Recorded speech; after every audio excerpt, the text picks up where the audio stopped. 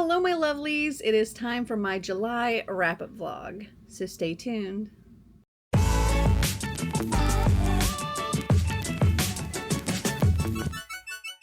So it is currently July 15th, and I have not been updating my wrap up vlog as I was reading books, but I have completed 6 books, and all of those were in different vlogs. One was my coffee exclusive vlog, and the other was a TBR topple.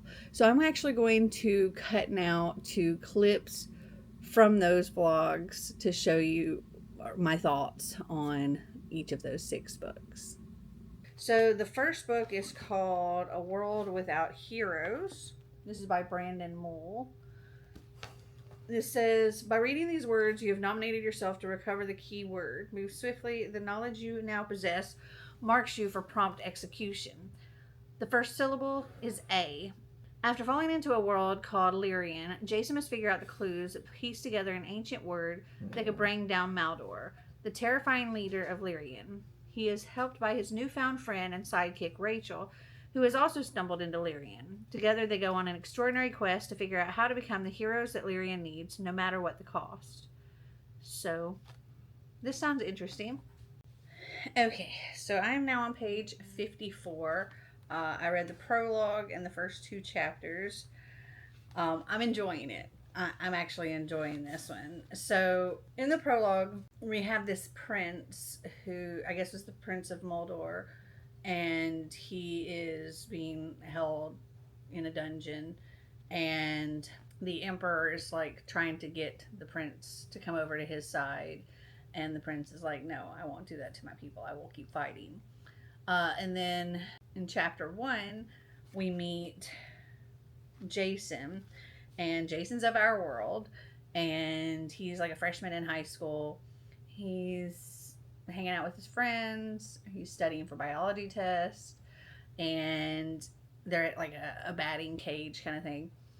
And he gets distracted by a girl and ends up getting hit in the head with one of the baseballs, or like it hit in the helmet, but kind of has him a little woozy. And then he goes to work, and he works at a zoo. And when he gets there, he's going through and doing his stuff, and I guess getting ready for the day to open or whatever. And he's hearing this music that seems to be coming from this hippo's area. And when he's trying to find the music, the hippo closes its mouth and the music gets muffled. And when the hippo opens his mouth back up, he can hear the music again. He's like, I might have gotten hit a little harder with that baseball than I thought. And as he's trying to figure out where this music's coming from, because he's thinking maybe the hippo has a stereo in his mouth somehow, and he looks into the hippo's mouth, and next thing you know, he's inside the hippo. But it doesn't make any sense because he's like standing up and walking through this cavern or whatever. And next thing he knows, he finds himself in Lyrian, and he's like, what the heck? And there's a lot of stuff going on. He tries to save some people and fails, and he ends up in essentially this library of knowledge, and he's trying to figure out what's going on. Obviously this is not a dream, because he slept, and when he wakes up he's still in Lyrian, and he's trying to get essentially the librarian, the person in charge of this place, to help him figure out how to get home. He's like, I gotta get home. And that's where we're at, and I'm enjoying it. So I am currently on page 232. I have reached the halfway point. So Jason in the library discovered this book. He was kind of led to discover this book that gives him the first syllable in this word, from what I read in the back there. And this word, whatever it is, can defeat Mordor. And so now that he knows the first syllable, he is kind of obliged to take this quest. And he can sort of decline it, but not really, because he's pretty much marked for execution once he discovers this book and discovers the first syllable. And so he's questing to find the different pieces of this word to put it together. And the first thing he has to do is find the blind king. And I believe that blind king is the prince from before, from the prologue. Anyway, he kind of gives him some tools to help him, and he also has another Beyonder. So Jason's considered a Beyonder because he comes from our world. And there is another Beyonder that arrived the same day, and her name is Rachel, and she's like the same age as him. And Rachel has the choice of either going with him, and helping him on this quest, or she can stay in this like boarding house or something for the time being, or can be adopted, pretty much be adopted by like a farm or something and try to live a quiet life there. And she's like, no, I want to get home. And so she goes with Jason on this quest. And they have met some interesting characters along the way. They've been hunted by different things along the way. And it's a fun time. I'm enjoying it. So I'm going to keep at it. I got to around page 400. I just got started on chapter 23. And my phone died. So I can't listen to the audiobook anymore for right now, and I'm letting my phone charge up. But I thought maybe I would grab something else that I could physically read. I think maybe... So I started Pink in one of the Yeet or Keeps. So I'm thinking I might try to find where I left off. Can't remember how far in I read. And continue with this. I think it's going to be a quick read. Good morning from me and Einstein. So last night I worked on Pink and I got to page 176. So I got to chapter 15, or the beginning of chapter 15.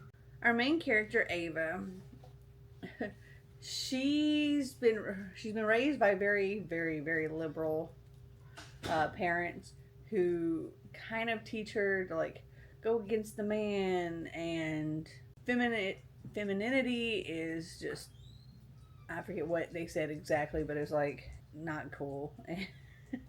And kind of like raised her to be this person and like this ultra cool attitude-y, wear all black kind of person.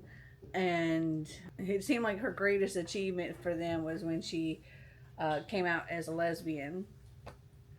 And Chloe is her girlfriend, and she kind of has two sides to her. She has the side that most people see, and then she has the side that Chloe, that Ava gets to see. And Ava loves the side of Chloe that she gets to see, but doesn't necessarily like the side that everybody else gets to see as much. A little too ultra cool, way more aloof, way more cold. And Chloe also kind of keeps Ava in this whole, you got to be this way. Like, school doesn't matter because, it's just the man. And that's not what Ava wants. Like, Ava wants to do well in school, and if she's doing homework, she doesn't want her girlfriend to kind of pick on her about trying to get good grades or anything like that. And she doesn't want to wear all dark and doom and gloom, and she wants pretty things. She wants to wear pink, and she's realizing that maybe she's not just a lesbian. Maybe she's actually bi, because she is interested in boys too. And she ends up applying to this prestigious school and getting in. And there, it's like a private school. There, she's able to be a different Ava. Well, she stripped all of the black dye out of her hair before going, and because she said, told Chloe that her school wouldn't allow dyed hair. and went back to her natural blonde. And she wears skirts and pink frilly tops and occasionally heels and lip gloss instead of black lipstick and things like that. And so she doesn't tell, she hasn't come out either um, at this new school. And she's made some friends, and they're like trying to set her up with this boy, and she's like all for it because she's like interested in this boy, but she's also like, I don't know, because there's a whole Chloe thing. And she's trying to live like two different lives.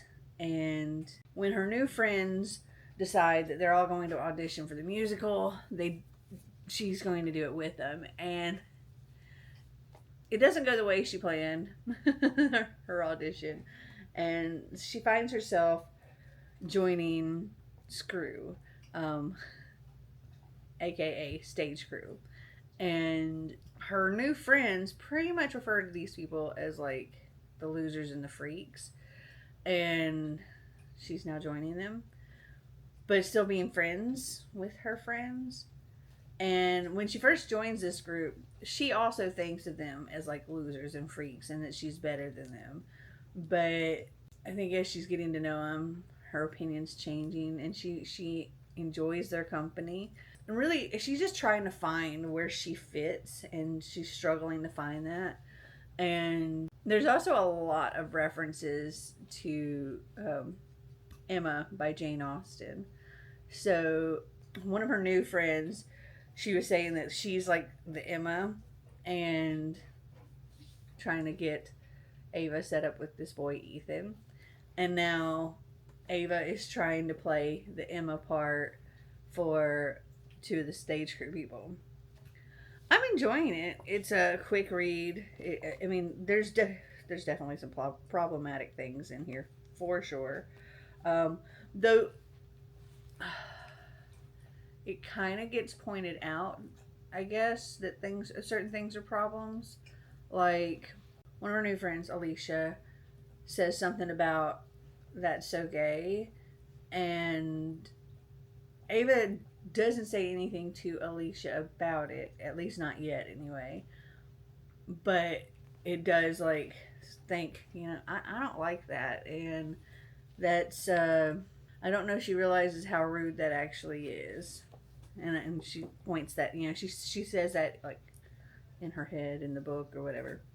Okay, so now I need to get back to Beyonders and get this last little bit finished. I imagine it'll take a couple more hours because this is a long. I think it was like a 14-hour, maybe somewhere in the 14-15 hour audiobook. So I'll be back once I get this done. It'll probably be about lunchtime at that point. So I just finished Beyonders: A World Without Heroes by Brandon Mull.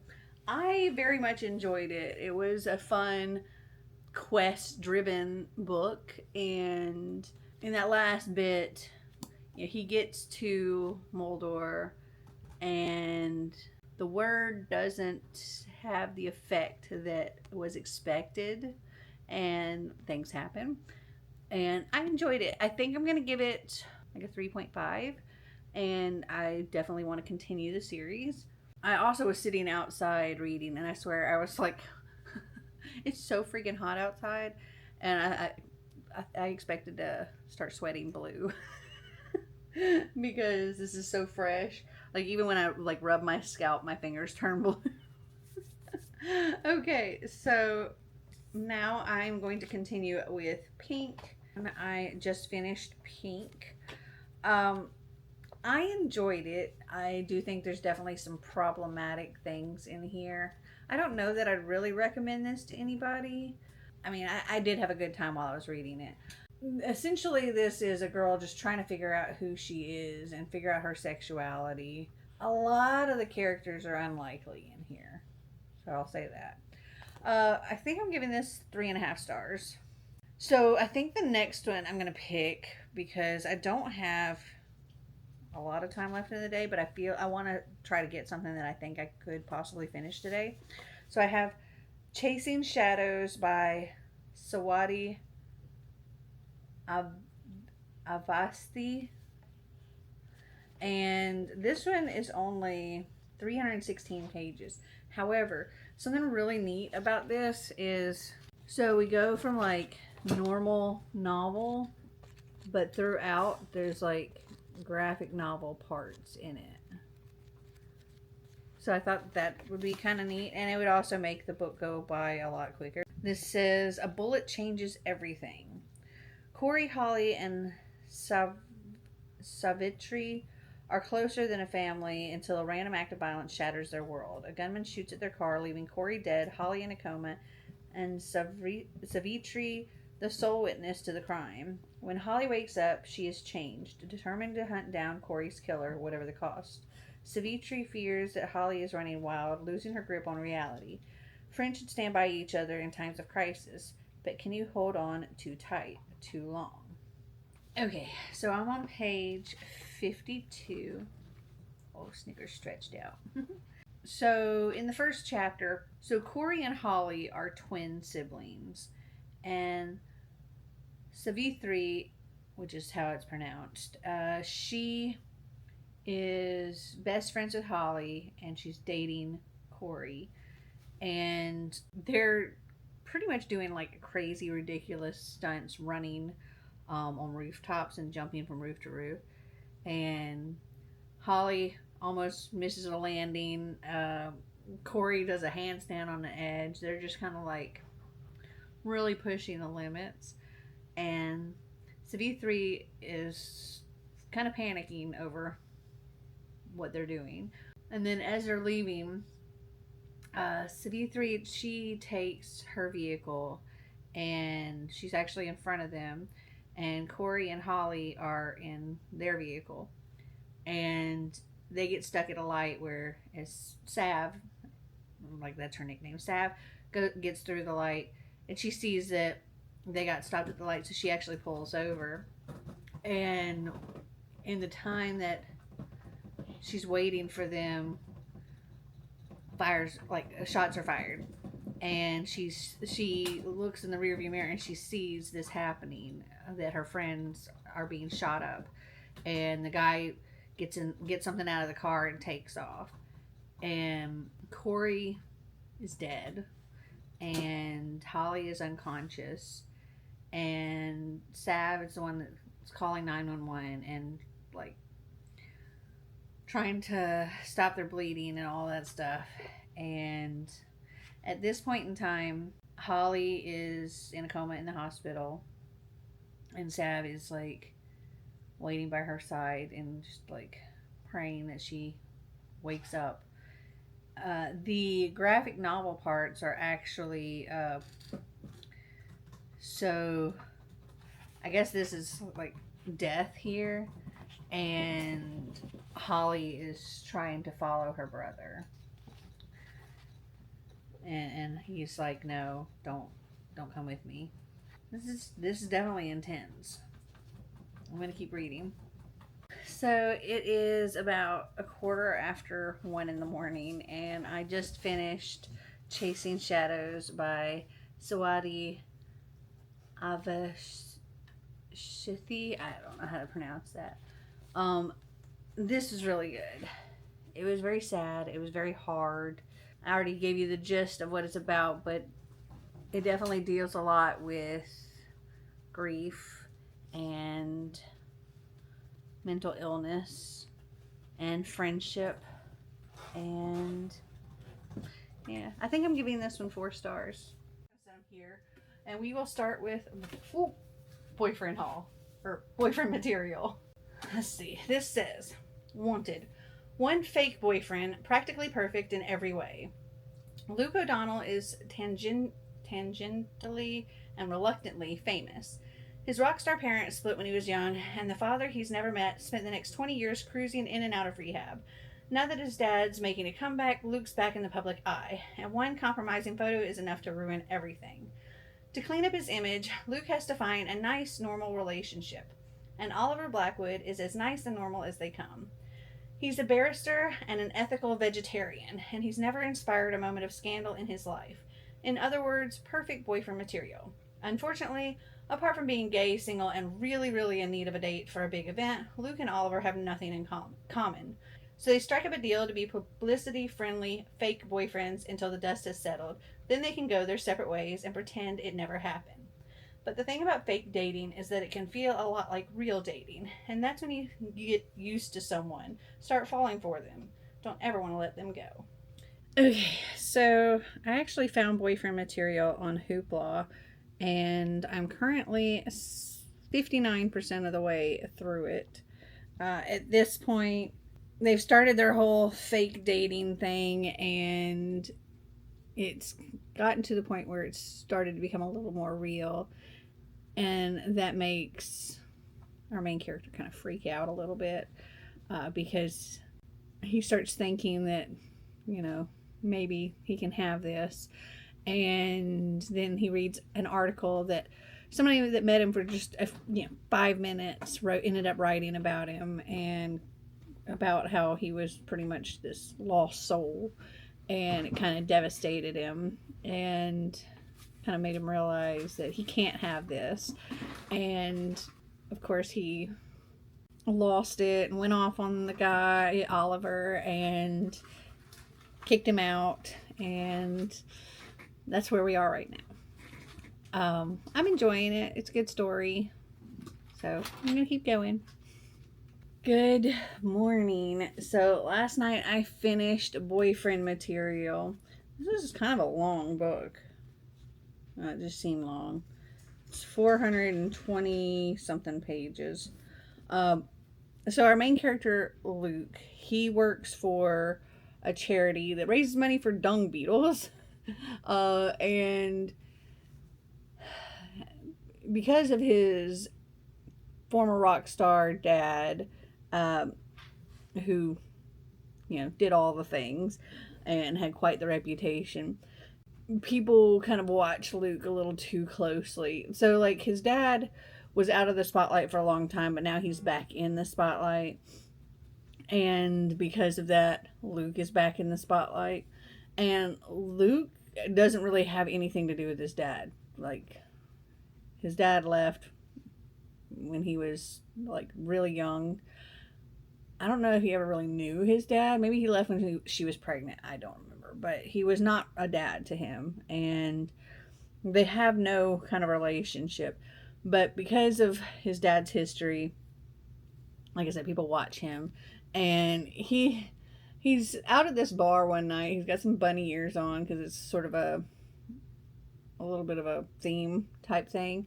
Anyway, when he's leaving, he ends up tripping and falling, and somebody takes a picture, and it ends up in a tabloid, and it's like, oh, drunken whatever. And so it shines him in a bad light, and the charity that he works for, they're losing donors and stuff for this beetle ball they have coming up, because of his image, and they need him to kind of get this more like a squeaky clean image.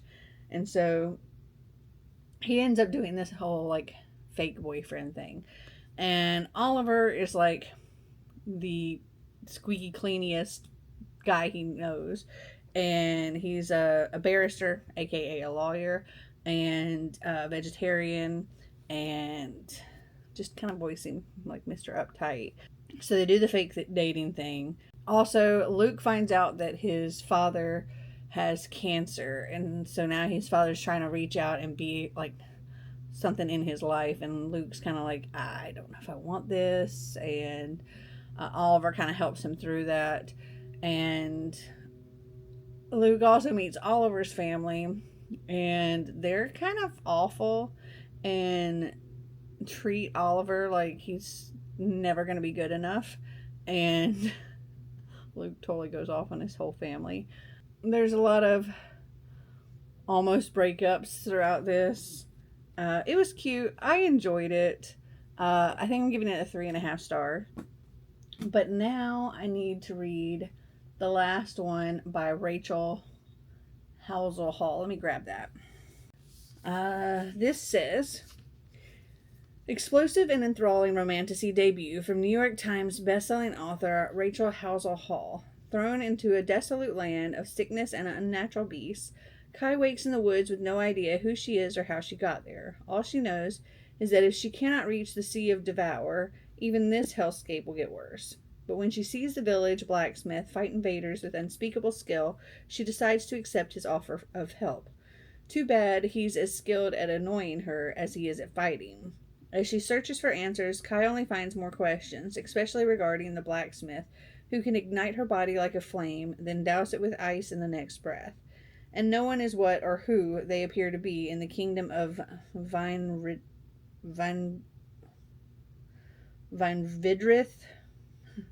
including the man whose secrets might be as deadly as the land itself. Okay, so this is what I'll be tackling next. Okay, so I just started. I'm on the very first page, well, sort of second page. So the very first page is actually this poem, and then chapter 1, the very first line, good first line. I open my eyes and choose violence. All right, let's read. Oh my goodness, my eyeballs are tired. So I am currently on page, where did it go? 145. So I'm only about maybe a third, a little over a third of the way through. So our main character, Kai, she wakes up being attacked and realizes that the person attacking her essentially is a thief and has literally taken all of her clothes, her shoes, her gloves, an amulet, and runs off. And Kai doesn't even know her name at this point. She doesn't know how she got into this position, how she got knocked out into the forest. Doesn't remember anything before waking up. And she ends up following this thief to her village and attacks her and almost gets herself arrested, but she ends up having to work off a fine before she can get any of her things back. And in this time, she starts making some friends with people there. The girl that actually stole from her, the thief, ends up kind of keeping her from going to jail, and her brother Jaden vouches for her, and so Kai is staying with them while working off her debt. And there's this stuff with this emperor, his name Emperor Wake, and he's kind of trying to take over everything and almost be like a god to these people. And it's pretty much either you denounce any of your rulers or anything, any of your gods or anything other than Wake, or you die. And these soldiers come to this village where they are, and Kai and Jaden are pretty much the ones that save the village. And so that kind of turns a lot of people to in favor of Kai. And then almost otherworldly people, I guess, show up looking for Kai, and a lot of the villagers try to help her. And then the village is attacked again by otherworldly creatures, and yeah, it's just one thing after another.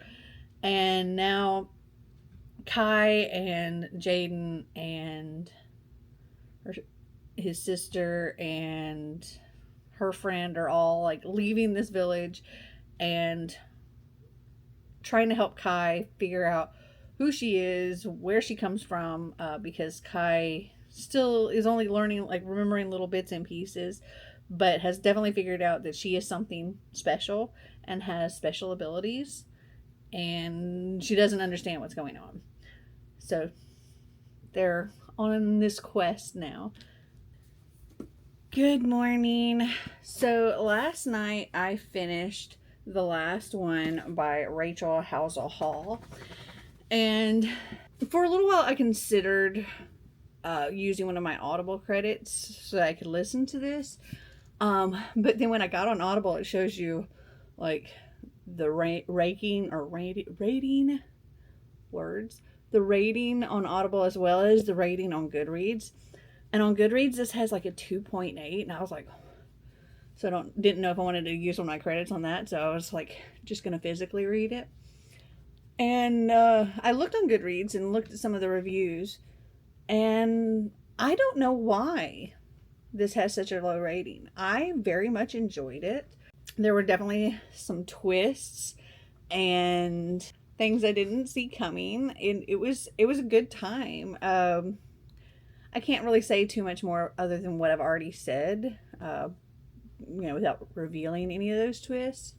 But it was good. I think I'm going to give this one 4 stars because I could see myself reading it again. I can also say that all of her clothes and her amulet and all of that stuff that was stolen from her that she had to get back and everything essentially is a part of her. And without those things, her life force or whatever is gradually depleting. And so it's important that you get those things. So this morning, I didn't jump right into filming because I was just waking up. Currently, my breakfast is cooking, so I only have a couple more minutes. But I did start Blood Orange, and this is a Dracula retelling. Let me say, the very first chapter, there's a sex scene. Right off the bat. I just finished chapter 4, so let's see where I am. I'm listening to this on Hoopla. There's also some really nice art on the chapter pages. On this edition, anyway. Okay, so I'm on page 63. This is the start of chapter 5. And I will say, in chapter 4, there is another sex scene. So this is definitely sex scene heavy. So in the first chapter, let's see when it doesn't say. It doesn't say when, but it's another century, a long time ago. Valtu is who ends up being Dracula. He doesn't know he's a vampire. He doesn't know anything about his parents. And apparently, when 2 vampires have a child, once it hits the age of 35, they also become a vampire. And so it's this time. He doesn't even know how old exactly he is or when his birthday is. But in this moment, the girl that he is just madly in love with, she's just told him she's pregnant. And her father is this general, and she knows that if he finds out, he'll kill her. And so Valtu is like, we'll run away, blah blah blah, but it ends up being too late, and the general and his soldiers end up finding them and ending that pregnancy, and also ending the girl. Her own father decapitates her, and Valtu, this weird feeling that he'd been having, he finally lets it go and just massacres everybody. That's when his vampire really comes out. And then fast forward to more current day, and we have Dahlia. Dahlia is, so in chapter 2, she's having this dream, and she's dreaming that she is the girl at that time, and she's seeing all of these things happen, and she wakes up, right before she's decapitated. And it's a weird reoccurring dream for her. Sometimes she wakes up and having just felt the knife start to pierce her, things like that. And she is a witch and a slayer and a hunter of vampires. And she's going undercover to this university in Venice because there is a professor there, Valtu, who the whole story of Dracula was based on Valtu in this retelling. And So he's kind of referred to as Vaultu.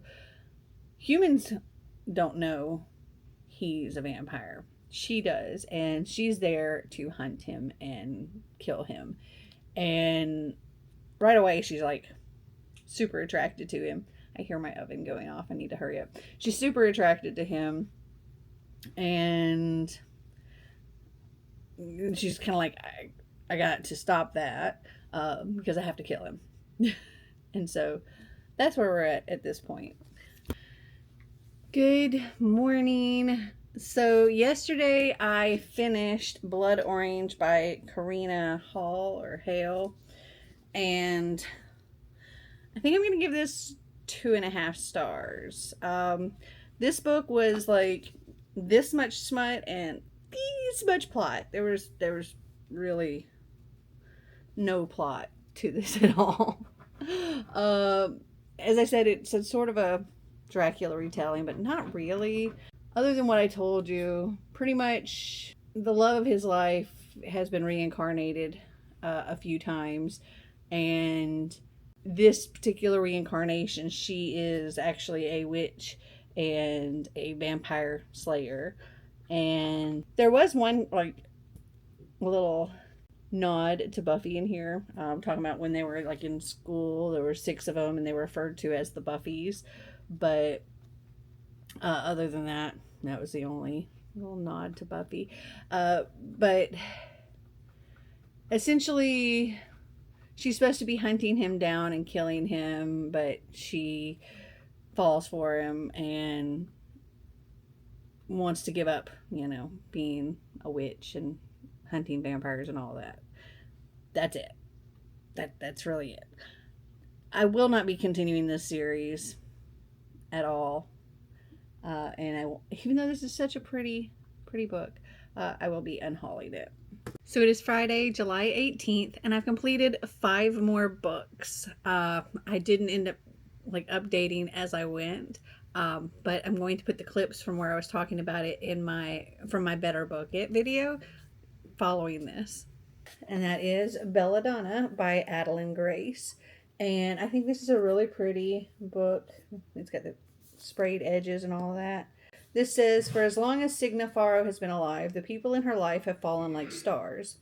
Orphaned as a baby, 19-year-old Signa has been raised by a string of guardians, each more interested in her wealth than her well-being, and each has met an untimely end. Her remaining relatives are the elusive Hawthorns, an eccentric family living at Thorn Grove, an estate both glittering and gloomy. Its patriarch mourns his late wife through wild parties, while his son grapples for control of the family's waning reputation, and his daughter suffers from a mysterious illness.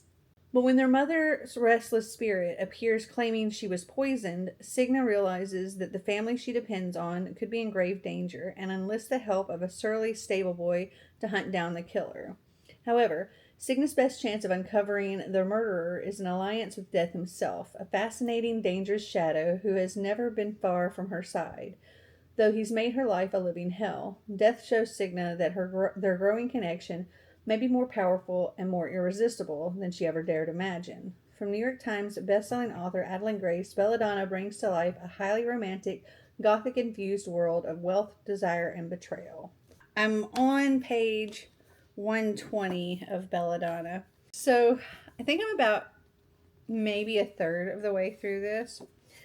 So Signa, when she was like, I think she was maybe 2 months old, if that. She was a new baby. And her family was having a big lavish party. Her family was very, very, very wealthy. And something happened at the party. It was something in the wine or something, but everybody there, except for Signa, died. And that was pretty much the first time she escaped death in a way. It happened again when she was 5 years old, and I think it was she fell down some stairs or something and broke her neck and should have died, but then her bones popped all back into place and she didn't. And then again 5 years later something else happened and she should have died and then she didn't. And a lot of people near her Uh, she's kind of gotten passed from home to home, from different family members to different family members, um, because death ends up taking them. And people are happy to take her in. Well, sort of happy. They begrudgingly take her in, but they're happy to because she comes with money. Because, like I said, her family was very wealthy, and anyone that she's living with, they get money to care for her, which doesn't necessarily go to caring for her, but they get money for her being there until she turns 20 years old and has access to her trust herself. And she's with, I think it was an aunt, her Aunt Magda, and Magda was not a very nice lady, but she was only 6 months away from turning 20 and being able to access her trust, and she just wanted Magna to live long enough. And then things happened, and Magna died. And I won't say what happened, but Magna died, and now she's having to go live with the Hawthorns in this sprawling estate. And it's a very old estate. They also have a lot of money, and because it's a very old estate, uh, Signa, she can see ghosts and she can communicate with ghosts, and this is kind of the thing that's come along with escaping death. And she is aware that when she gets to the Hawthorne estate, that's going to be a big thing because it's an old estate, so surely there's going to be ghosts there. And she finds out that the wife, the mother of this household, passed away not that long ago. And the daughter has also, like, almost passed away. She's on her deathbed. And Signa's like, okay, this curse is already affecting them, and I haven't even gotten there yet. But when she arrives, she starts, well, because she can see ghosts, and she can also now communicate with death, like the being death. Uh, she's figured out that she can essentially summon him to her, because she can't die, like she can't seem to die. So she can do things that get her into that in between, but her body fixes itself or whatever. And so she can, like, she eats belladonna, and it puts her in that in between until her body gets rid of it and she's back to her full self. So she'll eat this belladonna to call forth death. And she has discovered that in this state, she has some of the same powers that death has. And she also is being called by Lillian, who is the wife, mother of this estate that passed away. She's called by her ghost. And her ghost reveals to her that she was killed, and that Blythe, the daughter, is in danger, and whoever killed the mother is also now trying to kill the daughter. And Signa is going to try to figure out who did it so she can save Blythe. And that's what's going on at this point. I'm enjoying it. It's there's definitely some body, like, horror and about some gory kind of things when dealing with the ghosts. I will say that, like, I was kind of cringing at some things that were happening when she was talking to Lillian. It was disturbing. But all in all, I'm very much enjoying it, and this really is such a beautiful cover. Okay, it is 10:51, and I just finished Belladonna. This is really, really good. Really, really, really good. I'm giving it 4.5 stars. I don't know that there's really more to say than what I already said before. There was definitely some interesting twists at the end, and, like, finding out who was the one that was, like, poisoning this family, and other twists that I can't say, but I gasped. And what happens at the very, very end definitely has me wanting to, like, immediately read Foxglove, which is the next book. I'm so into this. Okay, 4.5 stars. And that is Not in Love by Allie Hazelwood. It says, a forbidden secret affair proves that all's fair in love and science, from bestselling author Allie Hazelwood. Rue Seibert might not have it all, but she has enough. A few friends she can always count on, the financial stability she yearned for as a kid, and a successful career as a biotech engineer at Klein, one of the most promising startups in the field of food science. Her world is stable, pleasant, and hard fought, until a hostile takeover and its offensively attractive frontman threaten to bring it all crumbling down. Eli Kilgore and his business partners want Klein, period. Eli has his own reasons for pushing this deal through, and he's a man who gets what he wants. With one burning exception, Rue, the woman he can't stop thinking about, the woman who's off limits to him. Torn between loyalty and an undeniable attraction, Rue and Eli throw caution out the lab and boardroom windows. Their affair is secret, no strings attached, and has a built-in deadline. The day one of their companies prevails. But the heart is risky business, that plays for keeps. I just got to page 60, so I'm only like this much in. And at this point, Rue and Eli have met, and they both are kind of into random hookups with people, and they both have this app.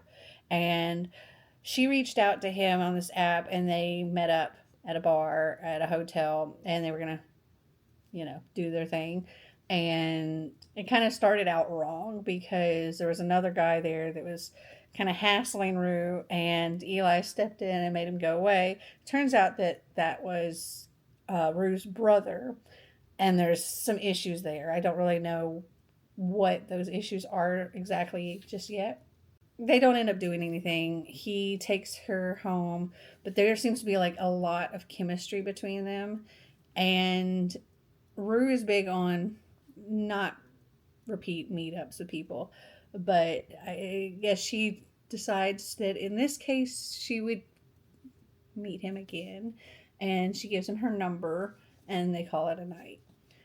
But then the next morning, there's this big meeting at work, and all of the employees are brought in, and they're meeting this group. There's the 4 partners of this equity group called Harkness, and Harkness has just purchased a loan for the business that she works at, and Eli is one of those founding partners.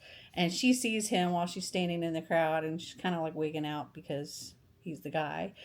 And these partners are going to be interviewing the different people at her work. And when she shows up for her interview, he's kind of like thrown back because he didn't notice her in the crowd. And now that she's one-on-one with him, he's freaking out. And she's like, this isn't going to happen. Lose my number. And kind of accuses them of trying to steal their company. That's all that's really happened at this point. I'm very interested in continuing. He also has some kind of issues going on, which is why he goes for these random hookups. But we don't know what those are yet either. So it was after midnight when I finally finished Not in Love. However, I did love it. I thoroughly enjoyed this. Okay, so Eli and Rue, they're both kind of a little broken. They did not have necessarily the best childhood. And for Eli, the last thing he said to his mom before she died was he hopes that she's not as shitty as a mother to his sister as she was to him. And then just a few weeks later, she died. He found himself raising his 11-year-old sister. He was 25 and raising an 11-year-old.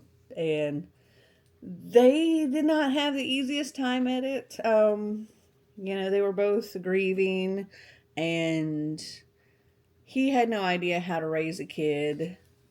She did not make raising her easy.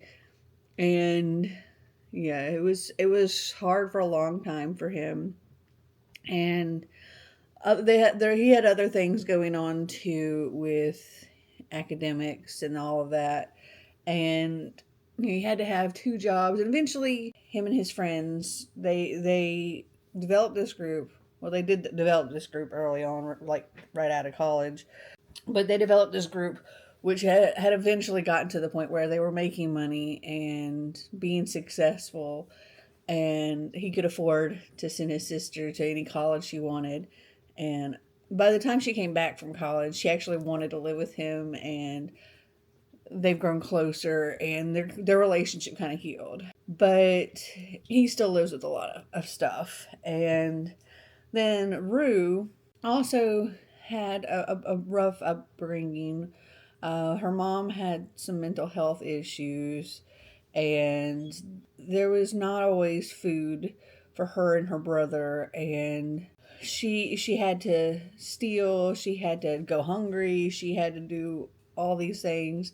And because of that, it kind of led her to do what she was doing. And she's a scientist. Her goal was to get away as quickly as she could from her family. And she went to college and all that, and had meal plans at school. And food is very important to her. And she kind of made food her life's mission in a way, and is creating this tech that wraps produce in a way that keeps it fresh longer. But she is dealing with a pretty aggressive younger brother. They because of their upbringing and everything, and there's a lot of turmoil there between them. And Rue, she's never felt like one to fit in, and she's always kind of been odd and standoffish. And a lot of people take it as she's unfriendly and doesn't like them, that she's a bitch. But really, she's just shy and awkward. And she doesn't want anybody to really get too close to her, other than like her best friend, or two best friends really, Florence and Tisha. So she does these hookups, and she doesn't repeat meeting these guys. And the day that she's supposed to meet Eli, who's supposed to be random hookup dude, her brother comes in and makes a scene. And they don't end up doing anything, her and Eli, because of all the stuff with her brother. And Eli is instantly drawn to her. And this is definitely a he falls first book for sure. But yeah, he's instantly drawn to her. And I think she's pretty drawn to him too. She feels more comfortable talking with him than she really has anybody ever, including her best friends. And she ends up telling him things that she hasn't even told her best friend.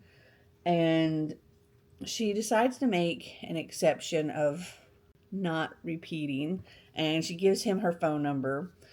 But then the next day, she's at work, and there's this big meeting, and she's standing in the crowd, and who appears but Eli, as well as his three business partners.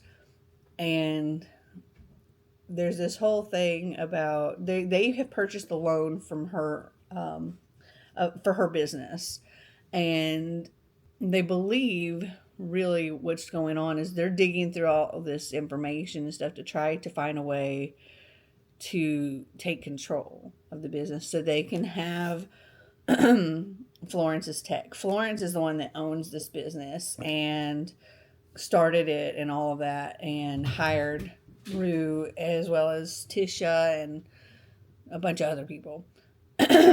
And Florence has this biofuel tech that has potential to make a lot of money. And they have a loan for the business because they've had to upgrade things and bring new people in and all this other stuff. So there's a loan, and whoever owned the loan before has sold it off. And this Harkness group, they purchased the loan, and now they're digging through everything to try to see if there's anything that Florence has misdone or whatever, so that they can claim ownership of this company. And that causes a lot of issues for Eli and Rue to be together because Rue adores Florence. She counts Tisha, she's grown up with. She's known her whole life and loves Tisha. But Florence, she didn't meet Florence until after adulthood, and when she was I think a grad student, she started as an intern and all that stuff. And she's very close with Florence and cares very much for her. She tries to avoid things with Eli because of this, but she is also drawn to him. They're both just very much drawn to each other, and she feels torn and she feels guilty because she adores Florence, but at the same time she doesn't want to stop seeing Eli. But this man, his company, is trying to steal Florence's company, and yeah, there's a lot of things that go along with that. But throughout it, we learn like why they're doing this, and other things happen, and it was a ride. I thoroughly enjoyed it. I think I'm going to give it 4 stars. But I decided to go with The Wizards of Once, Twice Magic. The Wizard of Once is the first book, and this is the sequel. This says, I think I can read you this. This is once the story of a wizard and a warrior who had been taught since birth to hate each other like poison. But the wizard boy Czar and the warrior girl Wish were brought together in the Badwoods, had now shared a terrifying truth. Witches are on the hunt once more, and danger lurks behind every tree trunk. Czar and Wish's only hope is to find an ancient spell whose ingredients are scattered far across the land.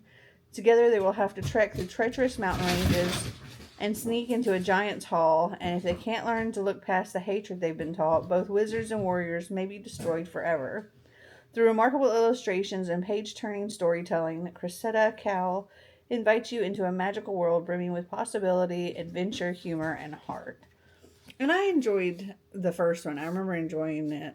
And I have a pretty good recollection of what happened in that first one. So it's about 2:30 in the afternoon, and I just finished The Wizards of Once, Twice Magic.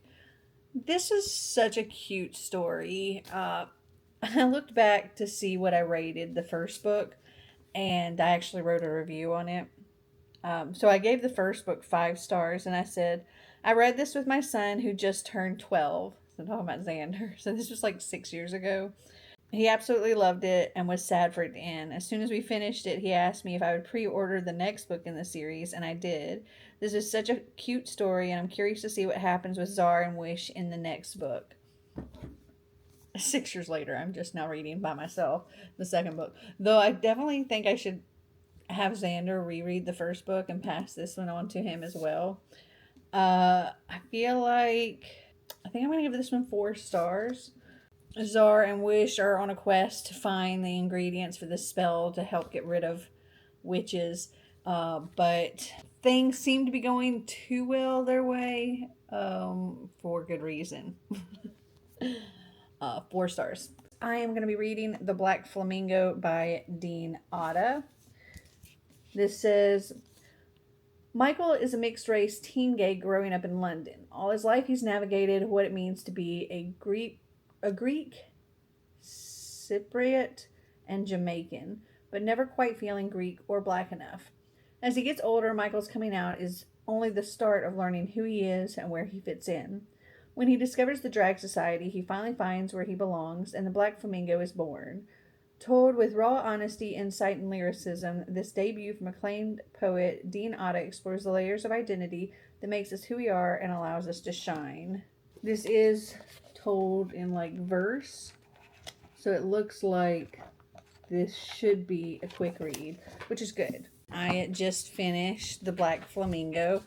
I'm going to give this one 3.5 stars. I really, really enjoyed it. It was a quick read. I enjoyed reading it in verse, and it pretty much followed the story of this boy from, being a young child and, wanting to play with Barbies and getting Ninja Turtles instead, or wanting a pink flamingo and getting a men's cologne instead. Struggling with fitting in with his multiple cultures. You know, he's mixed Greek and Jamaican, and not feeling like he really fits in either world. Not necessarily feeling quite gay enough for the LGBT world, and just not feeling like he really fits anywhere. And when he's in university, he discovers the drag society, and this is where he really blossoms, where he really finds himself and finds that freedom to just fully be himself. And it was a really sweet story, and I very much enjoyed it. The book she mentioned was The Metamorphosis by Franz Kafka, and looks like that. So I am able to get it on Libby. I just finished The Metamorphosis. That was an interesting book. It starts out with this man named Gregor. He wakes up, and somehow in his sleep he has been transformed into a giant beetle-like bug, and his parents are like trying to like wake him up, get him to go to work. He's already late. His sister's trying to wake him up in the room next door. She starts crying. One of his bosses shows up because he's late for work, and eventually he's like not really sure what's going on. And for a while he manages to get out of bed, but he gets stuck on his back, and he's like trying to like wobbling side to side, trying to flip back over. And eventually, through a lot of hardship, he manages to get to the door and unlock it because he had it locked. And of course, everybody kind of freaks out, and his boss runs off, and nobody's understanding anything he's saying. He understands them, but they don't understand anything he's saying. And for quite some time now, Gregor has been the sole breadwinner for his family. He's been taking care of his parents. He's been taking care of his younger sister. He's planning on paying for her college, all of this stuff. And now he is a giant beetle. And it starts out with, well, they're all kind of freaked out, and they manage to like close him up in his room. And his sister cares for him for a little while, you know, bringing him food and things like that, though she doesn't want to see him, so he kind of has to hide away from her. And over the course of time, he becomes more and more neglected, and his family becomes more and more resentful, and they're struggling because they're having to go to work, and they're having to do things for themselves. And then eventually he dies. That's the story. Apparently this was written in like, I think it said 1950 or 1915. Let me see. It sounds like it said 1915. I think I'm going to give this 3 stars.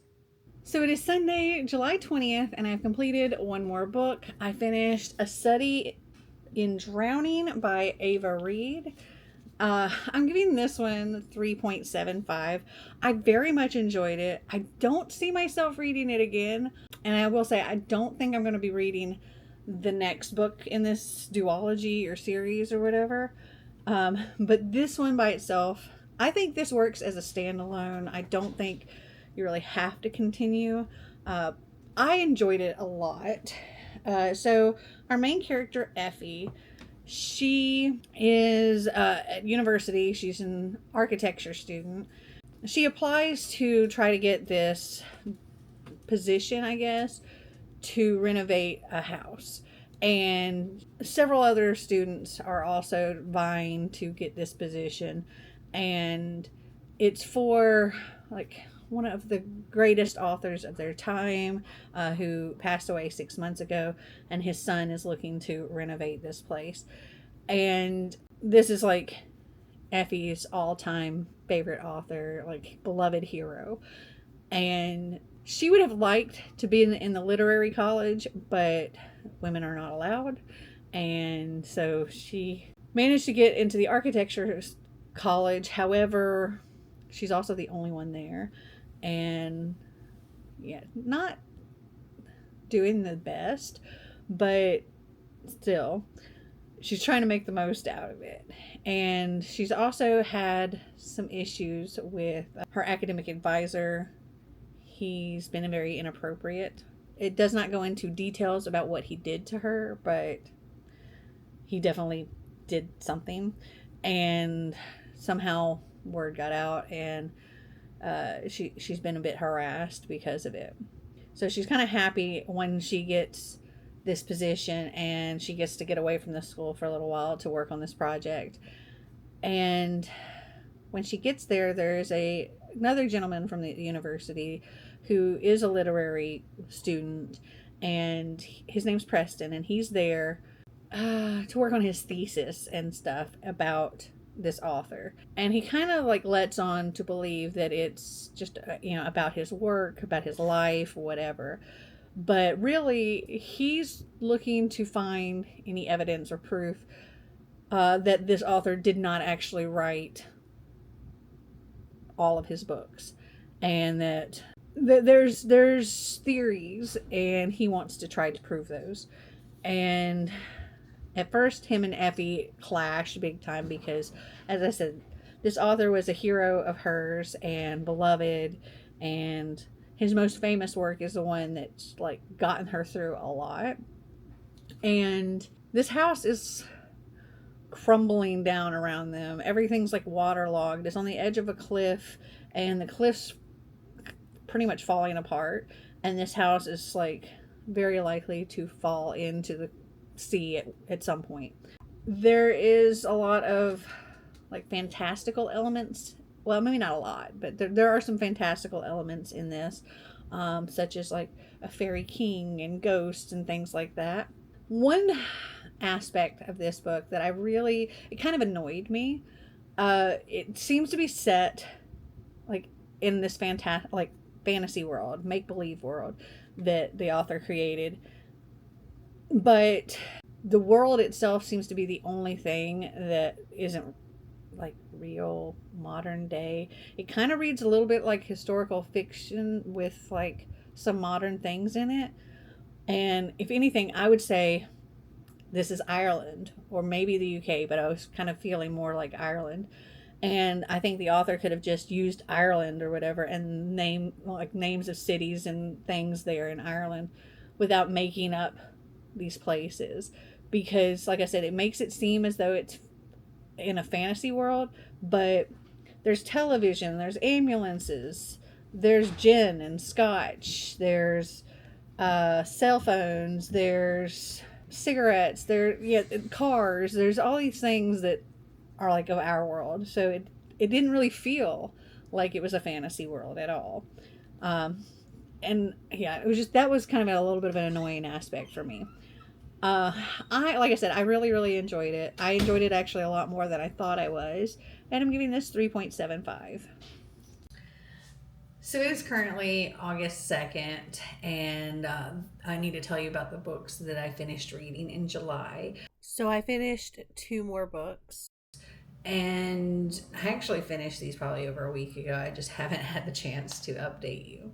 So the first book I finished was Stormfront by Jim Butcher, and this follows, I forget what his name is, but he is a magical private detective, and he does like regular cases, for regular people, helping them find lost things like that. But he also helps work with the police when they have something kind of supernatural that they can't quite understand. They get his help.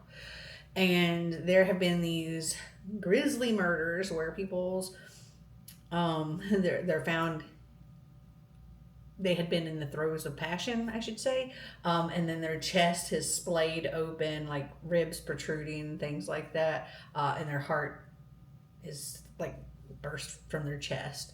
Yeah. I think their heart exploded or something, because then there's like stuff everywhere. And so it's obvious that it's magic involved. So he gets involved with this case. And there's also, in the private sector, there is a woman who's looking for her husband. And he doesn't normally do cases like that. Like, he can help you find, something that you misplaced somewhere or whatever. But he doesn't really get too much into domestic things. But she tells him that he's gotten very involved with the occult and magical things, and she's afraid that this is something magic related that has him missing. It was fine. My biggest draw to this book, besides it being a coffee patron pick, was that James Marsters is the narrator for the audiobook, and I was really excited to listen to that. And I was kind of disappointed because I'm one that, like, when I'm editing my videos and stuff, I take out as much as I can anyway of like big breaths and things like that. So you don't, and I also try to take out as many uhs as possible, because I say a lot. But then in this audiobook, you very clearly heard every deep breath he took in before he started reading. And there was a lot of little things like that kind of irritated me a little with listening to it. Plus the fact that I was listening to it at a higher speed, and some of these breaths were like long and drawn out, and I'm like, just imagine if I was listening to it at regular speed, like how much longer that would have been. It was fine. I didn't fully enjoy my experience, but also the book itself I wasn't super invested in. There was nothing wrong with it. It just wasn't necessarily my kind of book. I'm giving it 3 stars though. And the final book that I read was The Southern Book Club's Guide to Slaying Vampires. I think that's the full title, by Grady Hendrix. And I thoroughly enjoyed this book. There was definitely some gruesome descriptions in there. Yeah. But it was like, it was funny. It was intriguing. These women, they're in Charleston, South Carolina, and there's like such a variety of women that have become part of this book club. They actually were part of a different book club that was very stringent, and they couldn't really pick what they wanted to read, and so they kind of started their own, and they read a lot of true crime, and they have a good time with it. And this new man moves into the neighborhood, and at first he seems great, but things start happening. And our main character, she is the first one to kind of figure out there's something wrong with this person, and she's trying to get other people to like come on board with what's going on, and it doesn't really go well for her. And her husband is awful. Her husband is a doctor, and he essentially is like, you're crazy, and giving her medication, and like her kids are acting out, and like she tries to tell her daughter to do something, and her daughter's like, Dad said I don't have to listen to you because you're crazy or whatever. It's like, no. I will say that there's trigger warnings for unaliving oneself or attempting to unalive oneself. Also, things being done to children. I don't really know how to describe that, but bad things happening to children. I'll just say that.